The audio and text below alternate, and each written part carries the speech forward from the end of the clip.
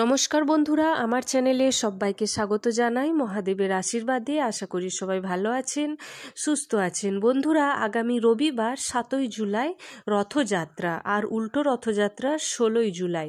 তো এই রথযাত্রার দিনটিতে আপনারা বিশেষ যদি 3টি কাজ করতে পারেন, আপনাদের জীবন থেকে নানান ধরনের সমস্যা দূর হবে, নানান সমস্যার সমাধান আপনারা নিজেরাই খুঁজে পাবেন। আর সারা বছর ধরে দেখবেন বন্ধুরা, সুখে স্বাচ্ছন্দ্যে সচ্ছলভাবে জীবনযাপন করবেন। না পাবেন কোনো অর্থের কষ্ট, না পাবেন কোনো সমস্যার কষ্ট, অর্থাৎ নানান দিক দিয়ে আপনারা দেখবেন শুভ লাভ হচ্ছে। তো বন্ধুরা, আসুন জেনে নিন, ভিডিওটি শেষ পর্যন্ত দেখুন, আর তবেই জানতে পারবেন যে কোন কোন 3টি কাজ করবেন। তো ঠিকই, কিন্তু প্রসেসটা কি, কোন প্রসেসে করবেন আর কিভাবেই করবেন। প্রথমেই বলবো যে রথের দড়ি টানা।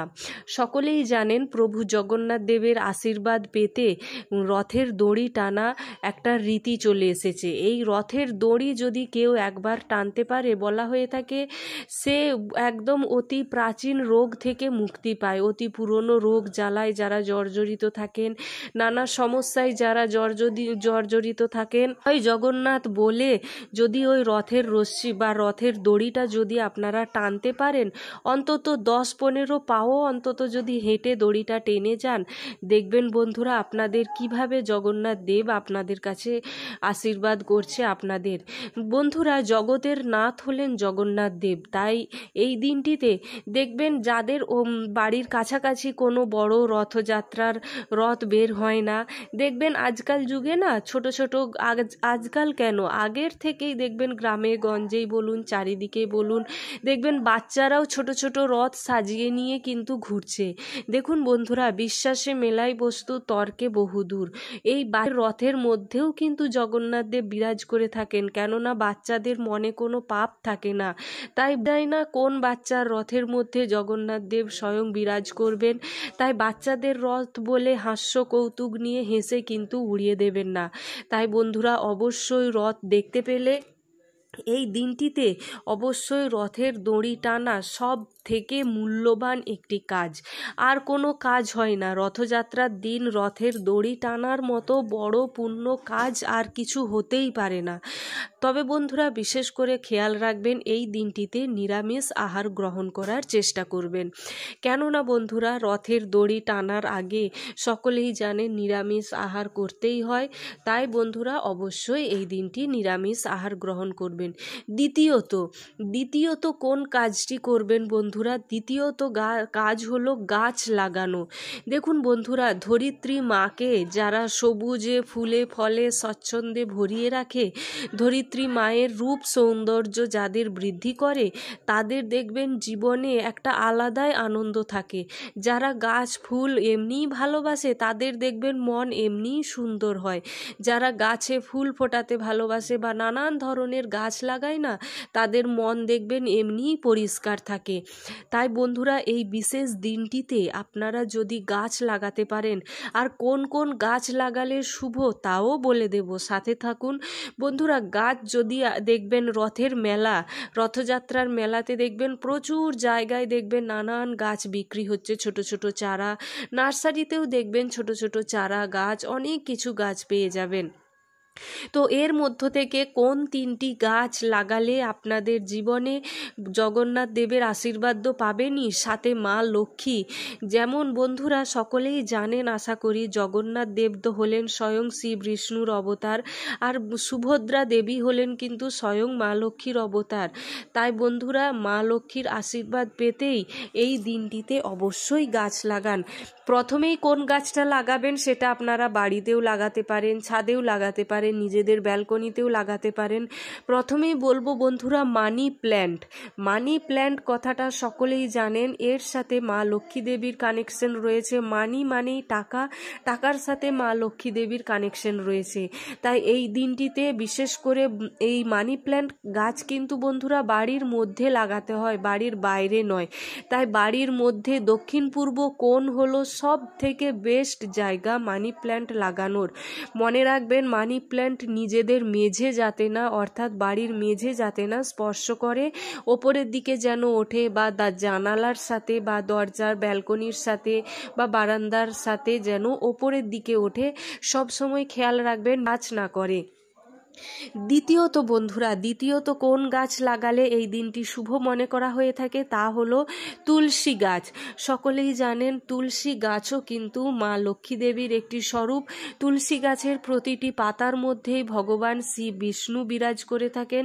তাই এই দিনটিতে যদি কিছু গাছ নাও কিনতে যেতে পারেন, অন্তত পক্ষে একটা তুলসী গাছও যেন বাড়িতে নিয়ে আসেন।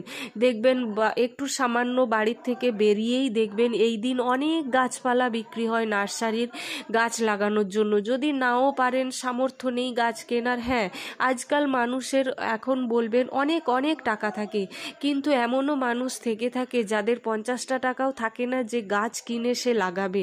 একটা তুলসী গাছই আপনারা রাস্তাঘাটে কোথাও যদি পেয়ে থাকেন, একটা চারা, তুলসী চারা নিয়ে এসে বাড়িতে লাগান। উত্তর পূর্ব কোণে বা পূর্ব দিকে বা উত্তর দিকে, এই তিনটি বেস্ট জায়গা। সব থেকে ভালো জায়গা হলো উত্তর পূর্ব কোণ বা ঈশান কোণ, এই জায়গাটি তুলসী গাছ লাগান।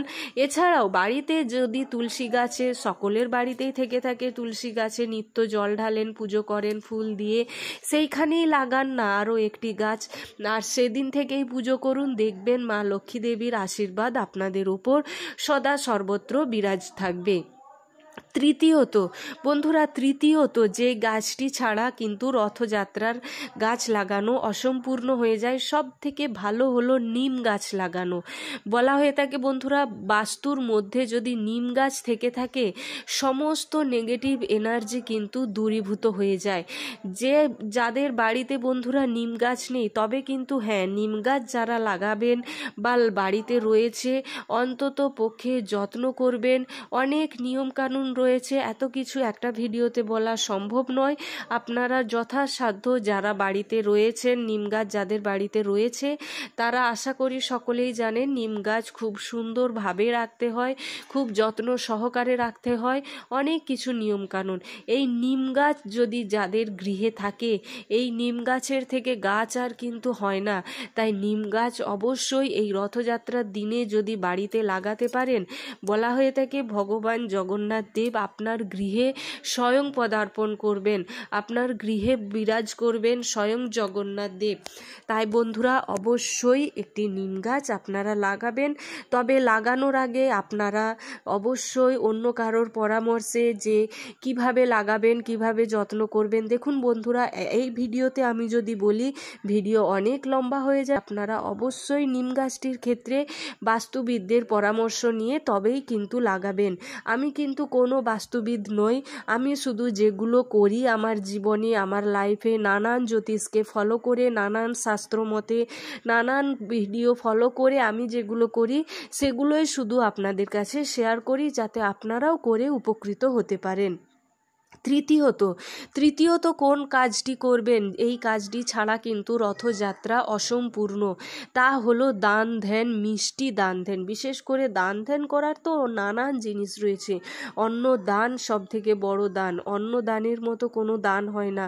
অন্নদান, বস্ত্রদান, জল দান, এমনকি নানান ধরনের দান রয়েছে। তবে পুরনো দিন থেকেই, অর্থাৎ শাস্ত্রমতে এই রীতি চলে এসেছে, রথযাত্রার দিন বিশেষ করে বাড়িতে জিলিপিও যেমন নিজেরাও খাবেন, আর অপর পাড়া প্রতিবেশী আত্মীয় স্বজনকেও দান করবেন। গরিব দুঃখী যারা সত্যিই আপনার দান নেওয়ার জন্য বসে আছেন, আশায় আছেন যে আপনি দিলে উনি তবেই খেতে পারবেন, এমন ব্যক্তিকে দান করুন বন্ধুরা। দেখবেন প্রভু জগন্নাথ দেবের আশীর্বাদে আপনারা কোথা থেকে কোথায় পৌঁছে যান। এছাড়াও এই দিন বাড়িতে লাড্ডু গোপাল বা জগন্নাথ দেবের যদি পুজো করেন, অবশ্যই ক্ষীরের প্রসাদ অবশ্যই আপনারা জগন্নাথ দেবকে বা লাড্ডু গোপালকে অবশ্যই দেবেন, বা ছানার মিষ্টি বা মিষ্টি জাতীয় কোনো প্রসাদ ভোগে অবশ্যই দেবেন। সাথে একটি তুলসী পাতা জগন্নাথ দেবকে দিতে কিন্তু ভুলবেন না। যে কোনো প্রসাদেই, অর্থাৎ নারায়ণের প্রসাদ মানেই তুলসী পাতা তো চাই, সেক্ষেত্রে আপনারা অবশ্যই জগন্নাথ দেবের প্রসাদেও তুলসী পাতা দেবেন। তো বন্ধুরা, এই ছিল আজকের ভিডিওর মূল বিষয়। রথযাত্রা এখনও 2-3 দিন বাকি আছে। আরও অনেক মূল্যবান ভিডিও আপনাদের কাছে নিয়ে আসবো। যারা নতুন বন্ধু রয়েছেন, ভালো লেগে থাকলে অবশ্যই চ্যানেলটি সাবস্ক্রাইব করে সাথে থাকুন। ভিডিওটি যদি সকলের ভালো লেগে থাকে লাইক করুন, জয় জগন্নাথ বলে একটি কমেন্ট করুন, সাথে বন্ধু বান্ধব আত্মীয় স্বজনদের সাথে শেয়ার করুন, যাতে ওনারাও এই ভিডিওটি পেয়ে কিছু শিখতে পারে, জানতে পারে, নিজেরা কিছু করে উন্নতি লাভ করতে পারে। বাড়ির বাস্তু দোষ একটা মেন দোষ প্রতিটি বাড়ির ক্ষেত্রে, তাই বাস্তু দোষ দূর করতে অবশ্যই এই জিনিসগুলো, একটা গাছ হলেও রথযাত্রার দিনে অবশ্যই লাগান, অবশ্যই এই জিনিসগুলো ফলো করুন। জয় জগন্নাথ।